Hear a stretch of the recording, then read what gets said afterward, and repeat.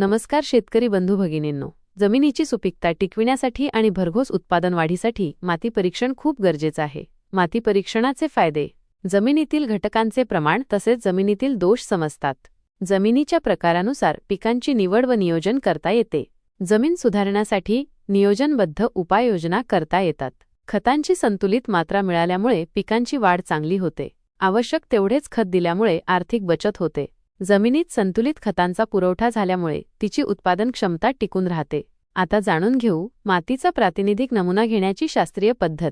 मातीचा नमुना साधारणपणे पिकाची काढणी झाल्यानंतर परंतु नांगरणीपूर्वी घ्यावा. प्रथम शेतीची पाहणी करून जमिनीच्या गुणधर्मांनुसार विभाग करून प्रत्येक विभागातून एक प्रातिनिधिक नमुना परीक्षणासाठी घ्यावा. सर्व क्षेत्राचा समावेश होईल अशी काल्पनिक नागमोडी रेषा गृहीत धरून रेषेच्या प्रत्येक टोकावर एक याप्रमाणे अंदाजे 10 ते 12 ठिकाणचा नमुना घ्यावा. शेतात जनावरे बसण्याची जागा, खत व कचरा टाकण्याच्या जागा, विहिरीजवळील जागा, शेतीचा बांध, दलदलीची जागा, झाडाखालची जागा, उकिरडा इत्यादी जागेतून मातीचे नमुने घेऊ नयेत. नमुना घ्यावयाचे जागेवरील काडी कचरा बाजूला करून कुदळ किंवा फावड्याच्या सहाय्याने इंग्रजी व्ही आकाराचे खड्डे घ्यावेत.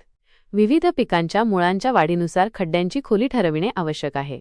जमिनीच्या वरील पृष्ठभागापासून तळापर्यंतची माती खड्यांतून खुरप्याच्या किंवा लाकडी खुंटीच्या सहाय्याने खरडून गोळा करावी. 10 ते 12 ठिकाणची माती एकत्र करावी व मिसळून घ्यावी.